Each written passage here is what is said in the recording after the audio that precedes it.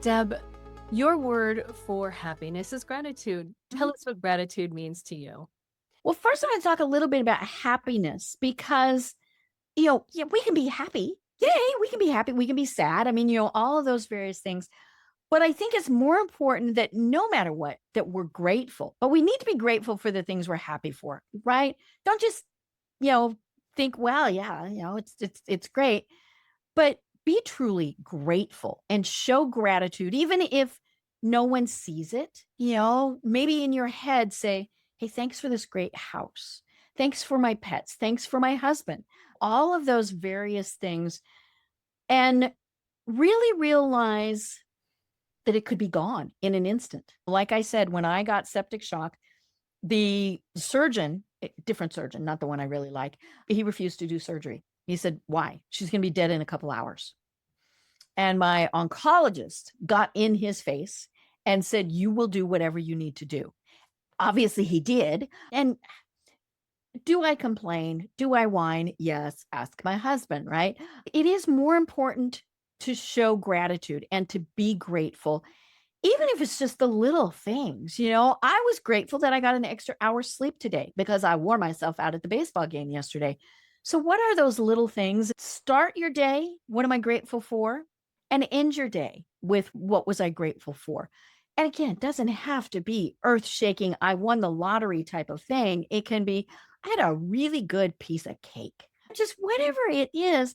And recognize that that is part of being resilient also, is knowing that you do have that gratitude for things that helps you with that, and it does help you when bad things happen, because they are going to happen.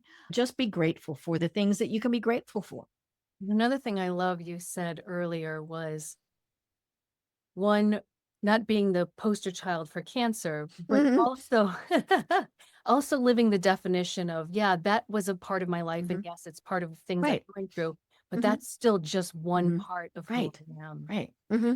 And I especially tell this to medical people. I am not my diagnosis.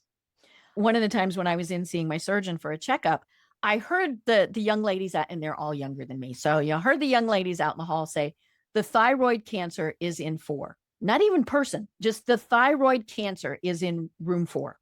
And I went out and I said, excuse me. I said, now I understand HIPAA. I get all of that stuff.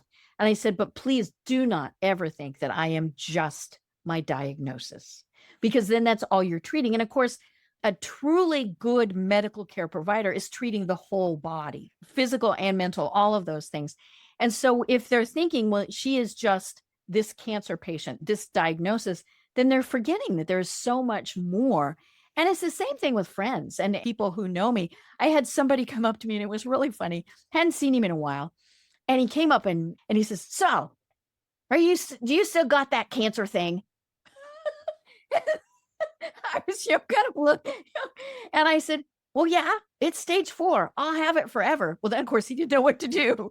It's also the same thing if someone says, well, I'm just a mom. I'm just a wife. We're never just one thing. There's so many things that we are. Obviously, so many of those things are very important, but we're never just that one thing. And do you have any moments in your life when you've been helping somebody else as a cancer advocate Mhm. that it's taught them take a moment to have gratitude? Is there a story that Mhm. comes to mind?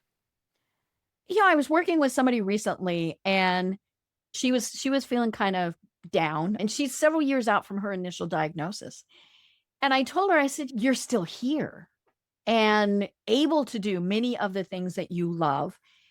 And she stopped and she thought about it and she said, but you know what? It's time to reprioritize some things. So I think that's part of it too, is maybe the things that we're grateful for, okay, they're done. And maybe I'm grateful that I have this great fabulous business, but I want to dedicate more time to a hobby, volunteering, whatever it is. And so think about it that way. What are the things that you want to prioritize in your life? And that's one of the things I talk with people about, is what are those priorities? And let's be honest, sometimes it's, I got through the day. How you doing today, Deb? And I'll say, well, I didn't wake up looking at 6 feet of dirt. You know? And but I mean, there are times where you're feeling like that, right? What are those things that are your priorities? And what do you need to do to make them happen? And you absolutely exude joy and happiness. And you could see the gratitude that just oozes from you. Exactly. What legacy would you like to leave? I think the biggest legacy is that I want people to know that they are in charge. They are their own advocates. They need to make their decisions. And if for some reason they can't, then they need to have someone who is going to make the decisions for them. But it's your life. You need to live it. Deb, if you could give the gift of health, wealth, or happiness, which would you give and why? I would give happiness. This is a very serious world, and it is very serious times, right? But I think when we have happiness, the other things fall into place.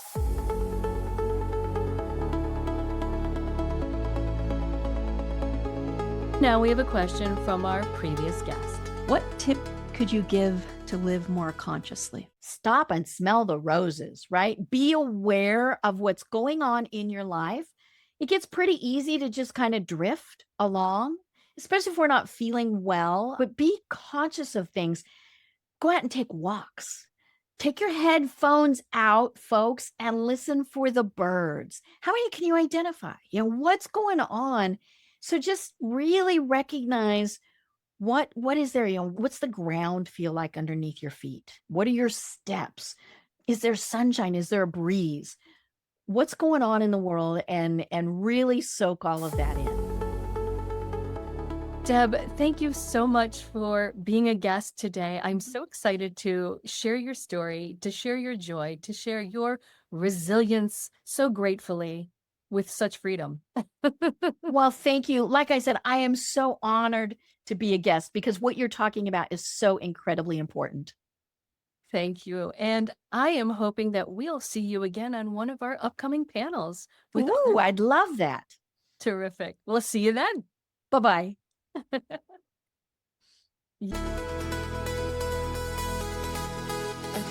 oceans and voices, we rise as one. Our stories are threads in the light of the sun.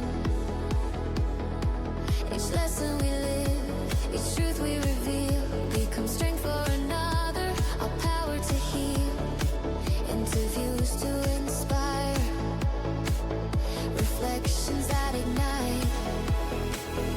Women's health, wealth, and happiness, we are shining bright. Your journey